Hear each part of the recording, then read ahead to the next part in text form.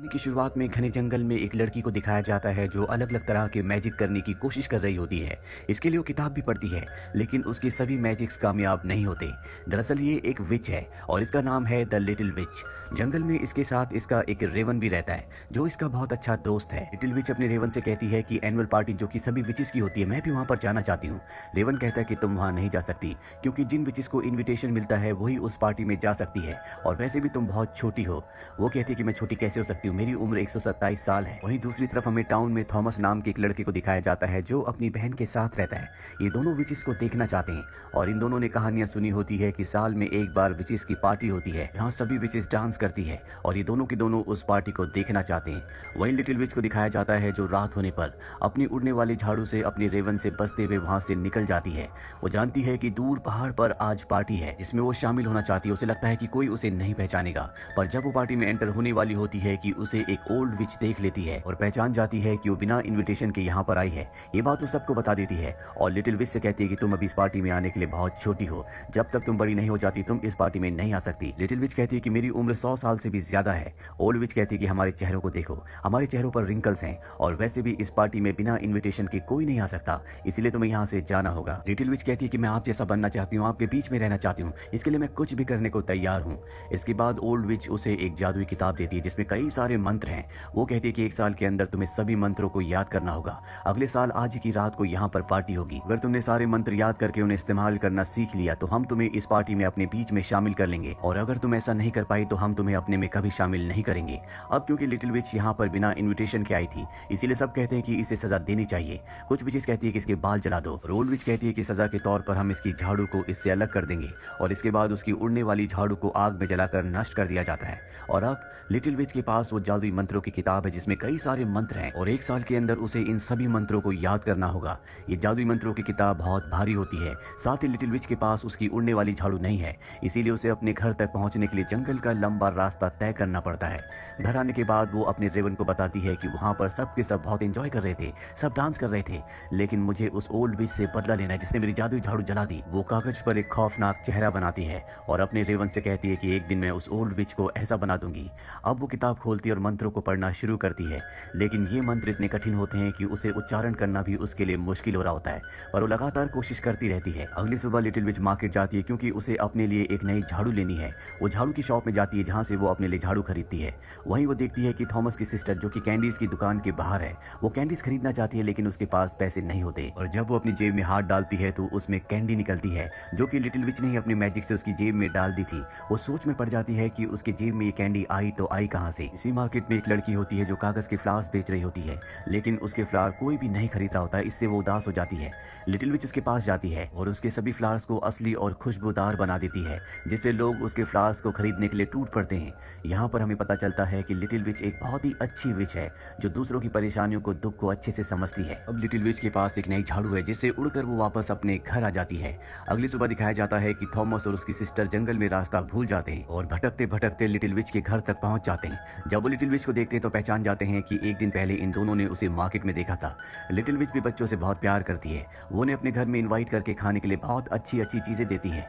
Thomas की sister को उस पर शक होता है, इसीलिए वो उससे पूछ लेती है क्या तुम विच हो। थॉमस अपनी बहन से कहता है कि तुम्हें ऐसा नहीं कहना चाहिए, लेकिन अब लिटिल विच इस सवाल के बाद इन्हें अपना मैजिक दिखाना शुरू करती है, जिससे दोनों बच्चे बहुत खुश हो जाते हैं। जैसा मैजिक बच्चे कहते हैं लिटिल विच वैसा ही मैजिक इन दोनों को दिखाती है, और तभी कोई इनके दरवाजे पर दस्तक देता है, और जब लिटिल विच बाहर जाती है तो वहां पर ओल्ड विच आई होती है जो लिटिल विच से कहती है कि तुम्हारी मंत्रों की पढ़ाई कैसी चल रही है। लिटिल विच कहती है कि आज मैंने कोई भी मंत्र नहीं पढ़ा, और इसके बाद ओल्ड विच उसके घर के अंदर आती है जहां पर वो चीजों को देखकर समझ जाती है कि उसने आज मंत्रों का उच्चारण किया है। ओल्ड विच लिटिल विच से कहती है कि फ्राइडे के दिन हम मंत्रों का उच्चारण नहीं करते, तुम्हें ऐसा नहीं करना चाहिए था। अभी ओल्ड विच थॉमस और उसकी बहन की बास्केट को देख लेती है और उसे शक हो जाता है कि यहाँ पर कोई इंसान है।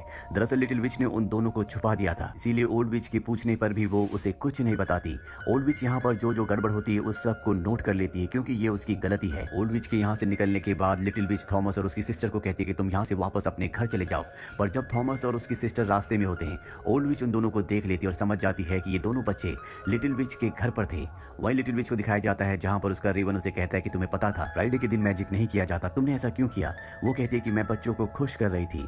इसके बाद कई महीने बीत जाते हैं। लिटिल विच लगातार मंत्रों को पढ़ती रहती है और अब सर्दियाँ आ चुकी है। एक दिन जब वो टाउन में जाती है तो देखती है कि वहाँ पर दो बच्चे कुछ बच्चों को परेशान कर रहे हैं। इसीलिए वो उन दोनों के पैरों के जूतों को बर्फ में जमा देती है, जिससे एक बच्चा गिर जाता है। यहाँ पर एक बच्चा भी होता है जो बहुत उदास होता है, और जब उदास होकर वो जा रहा होता है तो लिटिल विच उसके पीछे जाती है और उससे पूछती है कि तुम उदास क्यों हो? वो बताता है कि मेरे पिता जुआ खेलते हैं जिसमें वो सारे पैसे हार जाते हैं। लिटिल विच रात को उस कसीनो में जाती है जहाँ पर सब गेम में पैसे लगा रहे होते हैं। वो बॉल फेंक कर आगे की बॉटल्स को गिराते हैं, लेकिन लिटिल विच यहाँ पर मैजिक करके बॉल से पूरे वुडन फ्लोर को तोड़ देती है। इसीलिए उस बच्चे के पिता को और उसके साथियों को यहाँ से निकाल दिया जाता है, इन्हें बैन कर दिया जाता है, यानी कि अब ये यहाँ पर नहीं आ सकते। इसके बाद उस आदमी का बेटा उसके पास आता है। उस आदमी को एहसास होता है कि उसे जुआ नहीं खेलना चाहिए और ना ही अपने बेटे को कभी डांटना चाहिए। वहीं हमें उस ओल्ड विच को दिखाया जाता है जो सब कुछ देख रही होती है। उसे पता है कि ये सब लिटिल विच ने किया है। कुछ दिन और बीत जाने के बाद ओल्ड विच लिटिल विच से मिलने के लिए उसके घर के बाहर जाती है, जहाँ पर वो उसे आने वाले फंक्शन पार्टी के लिए इन्विटेशन देती है।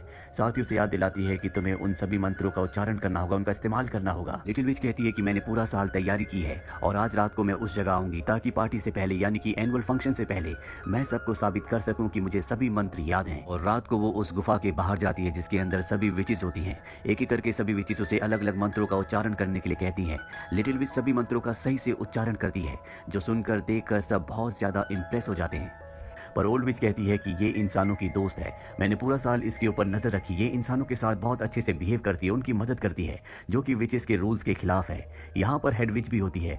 वो कहती है कि तुम्हारी ये गलती है, हम इंसानों के दोस्त नहीं है, हम उनकी मदद नहीं करते। जो विचेस ऐसा करती है उन्हें बुरी विचेस माना जाता है। लिटिल विच कहती है कि मुझे इस रूल के बारे में पता नहीं था, पर अब उससे गलती हुई है, इसीलिए उसके अंदर जितनी भी मैजिक पावर्स होती है उन सबको खत्म किया जा रहा होता है। पर तभी ओल्ड विच कहती है कि तुम्हारे पास बचने का एक तरीका है, अगर तुम थॉमस और उसकी बहन को पत्थर का बना दो तो हम यकीन कर लेंगे कि तुम हम में से एक हो, तुम्हारी सारी गलतियों को माफ कर दिया जाएगा।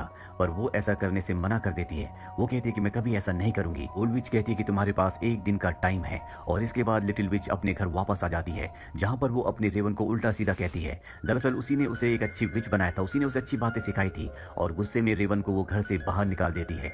अगली सुबह वो टाउन में जाती है।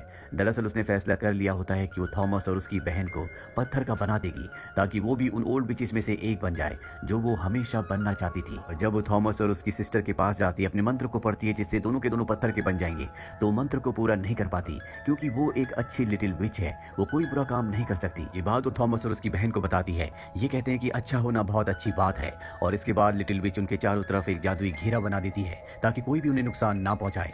लिटिल विच को पता होता है कि ओल्ड विच इन्हें नुकसान पहुंचाना चाहती है। अब जब लिटिल विच वहां से निकलती है तो ओल्ड विच उसके पास आती है और कहती है कि अगर तुमने थॉमस और उसकी बहन को पत्थर का नहीं बनाया तो मैं इन दोनों को मार दूंगी।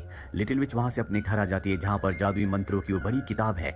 उसे पता है कि उसके अलावा किसी भी विच को कोई भी मंत्र याद नहीं है, इसीलिए तय करती है कि वो इस जादुई किताब को जला देगी। वो एक बार फिर से सभी मंत्रों को अच्छे से पढ़ती है और किताब को लेकर उस जगह पहुंच जाती है जहां पर एनुअल पार्टी है, जिसका वो हमेशा से हिस्सा बनना चाहती थी। वहां पहुंचकर वो मंत्रों का उच्चारण करती है। यहाँ पर सभी ओल्ड विचेस हैं। मंत्रों का उच्चारण करने के बाद इस दुनिया में जितनी भी विचेस की जादुई किताबें होती है वो सब की सब वहां पर एक जगह इकट्ठी हो जाती है। वो इन सबको जलाना चाहती थी, लेकिन वो मैच बॉक्स अपने घर पर ही छोड़ आई थी। वो किताब को जलाने के लिए मंत्र पढ़ना चाहती है, लेकिन वो भी अब मंत्र भूलने लगती है, इसीलिए सभी विचेस उसे रोकने की कोशिश करती हैं। और अब लिटिल विच अपने मंत्र से यहाँ की हेड विच को एक मेंढक में बदल देती है। ये देखकर वहां से ओल्ड विच भाग जाती है और इसके बाद वहां पर लिटिल विच सभी को मेंढक में बदल देती है। यहाँ पर उसका रेवन भी पहुंच चुका होता है जिसके पास मैच बॉक्स होता है। उसे पता था कि वो अपने मैच बॉक्स को घर पर ही भूल आई है। लिटिल विच को अपनी गलती का एहसास होता है और वो अपने रेवन से एक बार फिर से दोस्ती कर लेती है। अभी वो देखती है कि ओल्ड विच यहाँ से एक जादुई किताब लेकर भाग रही है। वो उसके पास जाती है और मंत्र का उच्चारण करती है, जिससे वो बहुत ही बदसूरत विच बन जाती है, जो हमेशा से वो उसे बनाना चाहती थी, जिसका उसने स्केच भी बनाया था। और अब सबको सबक सिखाने के बाद वो सभी की जादुई झाड़ू को और जादुई किताबों को यहाँ पर जला देती है। इसके बाद वो यहाँ पर अपनी रेवन के साथ अकेले पूरी रात डांस करती है, जैसा कि वो हमेशा से करना चाहती थी। और अब उसने सभी जादुई किताबों को और जादुई झाड़ू को जला दिया है। इसका मतलब ये है कि इस दुनिया की सभी बुरी विचेस अब खत्म हो चुकी है। अगली सुबह वो जंगल में वापस अपने घर पर आ जाती है, जहाँ पर वो अपने रेवन को भी अब मंत्रों का उच्चारण करना सिखाती है ताकि वो भी जादू कर सके। ये कहानी हमें सिखाती है कि अगर किसी के भी अंदर किसी भी तरह की कोई शक्ति, कोई ताकत है, तो शक्ति और ताकत का अच्छाई के लिए इस्तेमाल करना चाहिए कि उनसे हम दूसरों की मदद कर सकें और एक अच्छे बेहतर इंसान बन सके। तो ये थी पूरी कहानी फिल्म द लिटिल विच की। उम्मीद करते हैं कि ये कहानी आपको पसंद